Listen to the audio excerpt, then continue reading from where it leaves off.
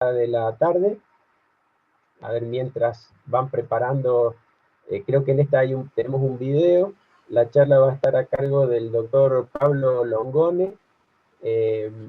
Pablo trabaja en el Departamento de Física y en el Instituto de Física Aplicada de la Universidad Nacional de San Luis y CONICET.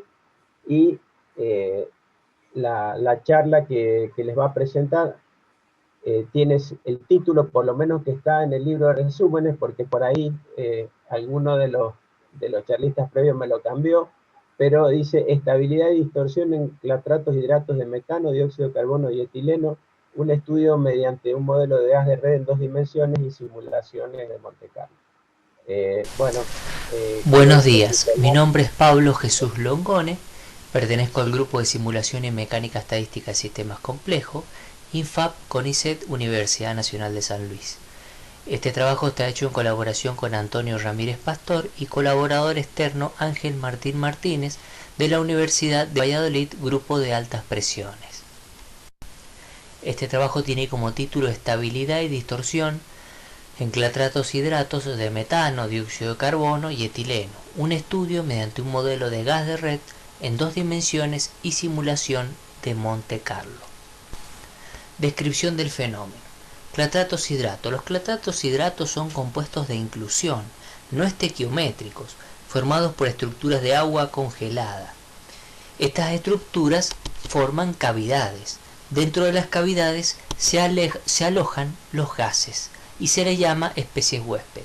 Entre los gases más comunes tenemos el metano, el dióxido de carbono, el etileno, el hidrógeno, el xenón, el neón. ¿Cuáles son las condiciones de formación? Altas presiones y bajas temperaturas. Especialmente estos sistemas los podemos encontrar en el fondo de los mares entre 500 y 2000 metros de profundidad. De acuerdo a la especie que alojan, ese es el tipo de estructura que van a formar. Nosotros vamos a estudiar particularmente la estructura S1. Cada celda unitaria está compuesta por 6 cavidades grandes y 2 cavidades pequeñas. Las cavidades grandes tienen más moléculas de agua y las cavidades pequeñas tienen menos. Y estas cavidades están formadas por pentágonos y hexágonos. Antecedentes.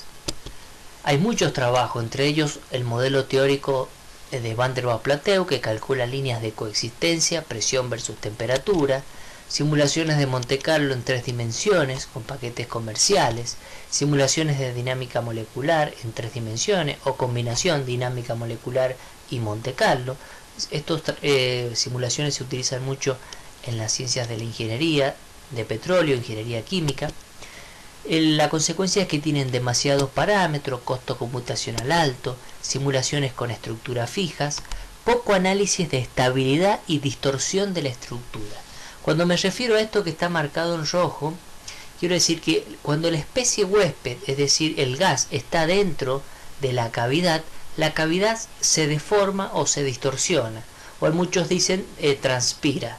Hay poco análisis en la literatura de la estabilidad y la distorsión de estas cavidades.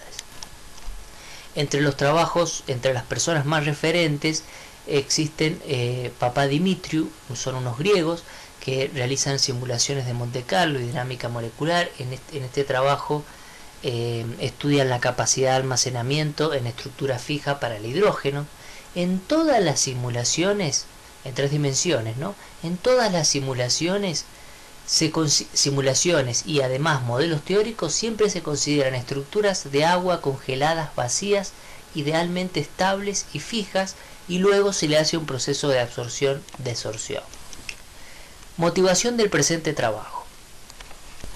¿Qué sucede si realizamos una simulación de Monte Carlo a través de un modelo de gas de red simple con distorsión en 2 dimensiones? ¿Qué se podría lograr? Disminuir el número de parámetros, disminuir el costo computacional, realizar un análisis de influencia de la deformación y estabilidad de estas estructuras. ¿Se puede sacar alguna conclusión física de estos sistemas reduciendo la dimensionalidad? Vamos a nuestro modelo. Acá tenemos la estructura tipo 1 de gas formada por 8 celdas unitarias, donde cada pelotita roja que se ve ahí es una molécula de agua. Si esta estructura la comenzamos a girar en distintas posiciones y trazamos, la cortamos con distintos planos celestes que se ven ahí, Cuando miramos la cara de esos planos siempre vemos las mismas caras. Es decir, todos los planos son equivalentes en la estructura S1, es decir, tiene mucha simetría. Entonces lo que se hace, se estudia y se observa solo una cara de ellos. Identificamos rápidamente los hexágonos, donde en cada punta de los hexágonos hay una molécula de agua. Identificamos las cavidades pequeñas y las cavidades grandes. Luego, esta superficie que vemos, esta cara, puede representar la estructura S1 del hidrato clatrato en 3 dimensiones. Entonces lo que hacemos directamente es un mapeo de esta cara a un gas de red en 2 dimensiones. El modelo de gas de red es una red triangular que está formada por monómeros previamente absorbidos. Los monómeros representan las moléculas de agua. Esos monómeros forman cadenas y los espacios entre esas cadenas dan origen a las cavidades de agua, cavidades pequeñas y cavidades grandes. También existen los sitios O. Los sitios O se debe a una molécula de agua que pasa justo por debajo de ese plano, pero no tiene sentido considerarlo como una molécula de agua como tal. Esta es una red de conectividad 6, tiene 3 direcciones posibles, 6 sentidos. En el caso de absorber una molécula de metano, sabemos que tiene geometría tetraédrica, y si se absorbe sobre una red, lo más probable es que se absorba de esta manera, siempre la base. Entonces la representamos con esta configuración que tiene acá, tipo triangulito. Estas son las interacciones. Acá se puede ver el hamiltoniano, que es un hamiltoniano tipo Ising, y realizamos una simulación de Monte Carlo en el gran canónico. Luego lo que hicimos fue identificar las cavidades pequeñas y la cavidad grande dentro del modelo de gas de red y la configuración más estable, y definimos el tita cavidad, que es el número de moléculas absorbido por unidad de cavidades.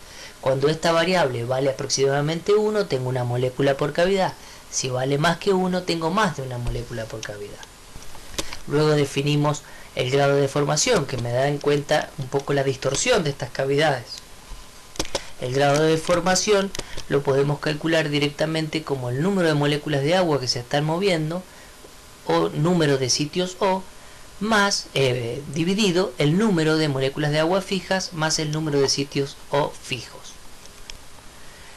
Acá tenemos 2 moléculas de dióxido de carbono y sus configuraciones. La molécula de dióxido de carbono es una molécula lineal, entonces la representamos con 3 sitios consecutivos a lo largo de una dirección. En realidad puede estar en 3 direcciones posibles en esta red.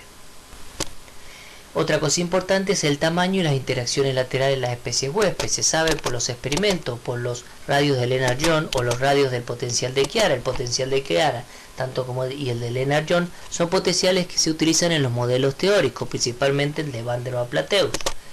Ahora, se sabe que el tamaño de la molécula de dióxido de carbono es aproximadamente el doble que la de metano. Entonces, bueno, nuestra red representa esta situación donde a lo largo de una dirección el dióxido de carbono ocupa 2 constantes de red y el metano ocupa solo una constante de red. Lo que tiene que nosotros no podemos utilizar directamente el potencial de Chiara o Lennard-Jones. Lo que usamos es el pozo del potencial y usamos una regla de mezcla que se llama regla de Lorentz. Es el producto de las especies que están interactuando, raíz cuadrada por un valor experimental. Luego eso lo dividimos el número de sitios que está ocupando. Con esto lo que hacemos es discretizar todo el sistema, inclusive las interacciones. Resultados. Como resultados tenemos el hidrato clatrato de metano. En el eje de la CI tenemos el grado de deformación con su correspondiente energía libre calculada por integración termodinámica para diferentes temperaturas. Y abajo el cubrimiento de cavidades. A medida que aumenta el cubrimiento de cavidades, el grado de deformación va disminuyendo. También podemos ver que el grado de deformación aumenta a medida que las temperaturas bajan. Esto significa que las interacciones laterales son cada vez más fuertes. Hay un resultado muy interesante. Vemos que los mínimos del grado de deformación coinciden con los valores mínimos de la energía libre. Y estos valores coinciden con una molécula por cavidad, que es la condición más estable del hidrato clatrato de metano e inclusive otros hidratos con tamaño no tan grande. Para el caso del dióxido de carbono también tiene el mismo comportamiento que vemos aquí. Acá tenemos la configuración del hidrato clatrato de metano. Acá otra gráfica donde vemos el hidrato de clatrato de dióxido de carbono y el hidrato de clatrato de metano en el grado de formación versus tita cavidad. Vemos que el hidrato de clatrato de dióxido de carbono deforma más que el hidrato de clatrato de dióxido de carbono, pero ambos tienen un mínimo cuando existe una molécula por cavidad. Como existe una molécula por cavidad y esa molécula por cavidad coincide con los mínimos valores de energía libre, a esos mínimos valores de energía libre está asociado un potencial químico, una presión y una temperatura. Con esto podemos armar un diagrama de fase. Acá están los diagramas de fase, en nuestro caso es beta mu en función de la temperatura, tanto para el hidrato de metano como para el hidrato de dióxido de carbono. A la derecha vemos un modelo del diagrama de fase para el hidrato de metano, un modelo teórico de Yuan He, donde cualitativamente se ve que son similares al nuestro, y luego vemos un diagrama de fase para el hidrato de dióxido de carbono que cualitativamente también es igual que nuestro modelo. También cuantitativamente en el rango de temperatura coinciden bastante bien. En el rango de presiones no los podemos comparar todavía porque nosotros tenemos potencial químico y ellos tienen presión. La diferencia acá es que los modelos y los experimentos calculan líneas de coexistencia, líneas de primer orden, mientras que nosotros lo que tenemos son líneas correspondientes a valores de energía mínimos, energía libre mínimos. Por otro lado, muy recientemente, ahora en este año 2020, hicimos un trabajo para el clatrato hidrato de etileno, una molécula que tiene muchas aplicaciones y una molécula mucho más compleja y más grande, con el siguiente Hamiltoniano. Esta molécula hicimos 2 grados de aproximación. El primer grado de aproximación, un grado de aproximación gruesa y un grado de aproximación fina. El grado de aproximación gruesa tiene mucho menos interacciones y el grupo de aproximación fina tiene en cuenta todas las interacciones. Acá tenemos el resultado para el grado de aproximación fina, ¿no? Es donde tenemos el grado de deformación y su correspondiente energía libre como función de el tita cavidad. Vemos que el mínimo de formación aquí también coincide con los valores mínimos de energía libre. La diferencia es que se da entre el 30 y 40% de cubrimiento. Esto está bien, coincide perfectamente con los experimentos porque el clatrato de etileno no se llena nunca por completo. Es decir, siempre hay cavidades vacías, lo cual tiene sentido y esto satura entre el 50 y el 60% que coincide perfectamente con los experimentos. Por otro lado, tuvimos un referato bastante intenso y muy bueno que nos sirvió, donde nos pedía, bueno, si su modelo realmente funciona, compárenlo con los experimentos. Entonces tuvimos que pasar el potencial químico a presión, para eso utilizamos la corrección del potencial químico para un gas ideal en un modelo de gas de red, con un solo parámetro de ajuste que está relacionado con el radio de Lennard-Jones de la molécula, y nosotros relacionamos con la dimensionalidad y la conectividad de la red. Acá se puede ver los experimentos para el hidrato de etileno. Acá hay un modelo en Matel-Lachou que es un referente, está bastante alejado. Luego en el 2018 hizo un modelo más completo donde sus resultados coinciden perfectamente con los experimentos. Y acá están nuestras 2 aproximaciones donde el modelo de grado fino es el que más se adapta. Ahora, en el rango de temperaturas nosotros tenemos una coincidencia bastante buena con los experimentos. En el rango de las presiones nuestra curva está corrida un poquito hacia arriba. Acordémonos que es un modelo de 2 dimensiones y tenemos que juntar varias cosas, pero funciona bastante bien y cualitativamente tiene el mismo comportamiento también. La diferencia es que tanto los experimentos como los modelos calculan líneas de coexistencia y nosotros lo que tenemos es una región inestable, una línea que separa región inestable de región estable. Los últimos resultados nos han pedido comparaciones con modelos más complejos. Acá hay un modelo de CISOP para el metano, el hidrato de metano con deformación, que es la curva roja, y este es nuestro modelo de gas de red donde el acuerdo es realmente muy bueno. Por otro lado, acá tenemos una isoterma de absorción, otro trabajo para el hidrato de metano, donde la isoterma va entre 0,8 y 1, es decir, a altos cubrimientos, y vemos una curva verde, una curva blanca y una curva con estrellas. Esos son resultados de distintos autores de distintas simulaciones. La curva azul y los puntos rojos son puntos experimentales de la isoterma de absorción, calculado por espectroscopía de Raman, y nuestra aproximación, nuestro modelo, son la curva negra que pasa por encima de los experimentos con nuestro parámetro de ajuste. Por último, lo último que se está realizando es el estudio del intercambio de CO2 por metano dentro de las estructuras de S1. En depósitos marítimos, ¿no?, de metano se está inyectando dióxido de carbono y se está liberando metano.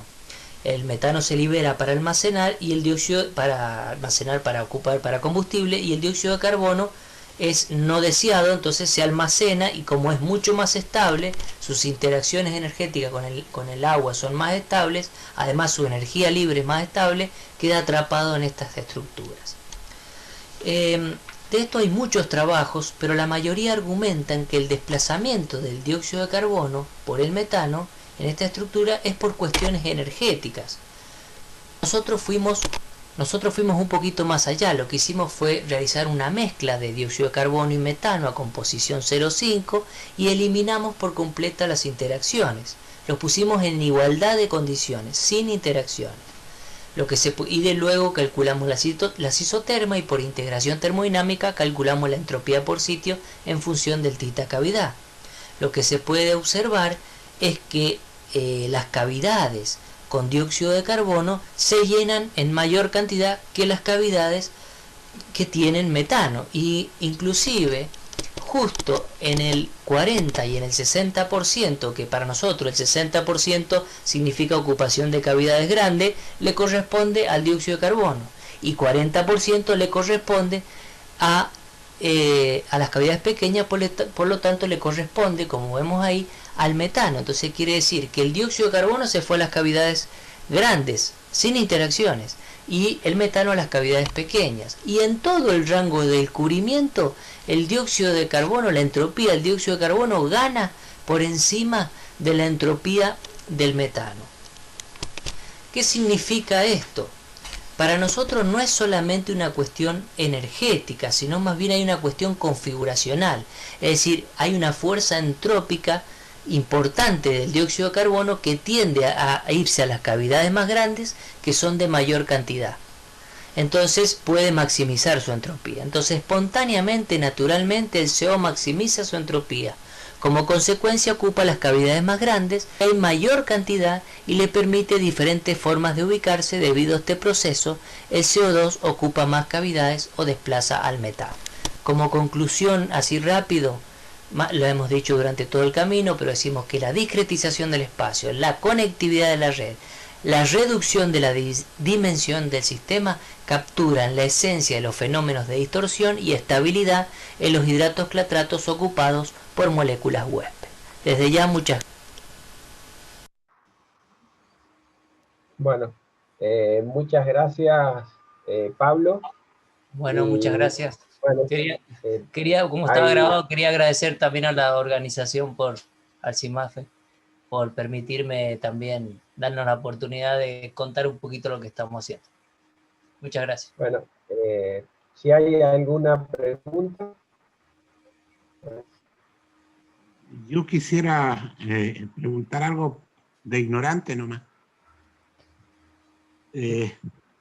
A ver, en la comparación, yo ubico el metano como una molécula tridimensional, ¿verdad? Y el CO2 como una molécula lineal, ¿cierto? Sí. Entonces, me pregunto yo, ¿cómo es si yo quiero compararlo en relación a la cavidad, en el volumen que ocupa de la cavidad? Y yo hago cuenta respecto del volumen ocupado y vacío. ¿Cómo lo hago con moléculas tan distintas y geometría? Bueno, sí, es una buena pregunta. El tema es que uno se basa en el radio, ¿no? Como lo primero que hace es aproximarlo a una esfera, y El se caballo van, esférico. claro, como hace el caballo, sí. No, de todas maneras, el metano tiene una geometría tetraédrica, ¿no? Entonces, como se deposite en la red, no importa, siempre va a ser una base, la base va a ser un triángulo, o aproximadamente un triángulo. Ahora, si uno compara, yo sé que la pregunta va en 3 dimensiones, ¿no? Si uno compara en 3 dimensiones el dióxido de carbono con el metano, los tamaños son extremadamente muy diferentes, ¿no? El dióxido de carbono es como la molécula más grande, por más que sea lineal, ¿sí? Los enlaces que tiene doble enlaces, y la hacen también una molécula, por decir, no sé si me van a entender la palabra, gorda, ¿sí? Y la molécula de metano es una pirámide pequeñita. Casi eh, plana, es poquito elevada, sí. Claro, sí, pero de todas maneras la cavidad, como la molécula de dióxido de carbono y la de metano están girando permanentemente dentro de las cavidades, eh, giran permanentemente, están haciendo esto, entonces están describiendo permanentemente como si fuera una esfera, ¿no?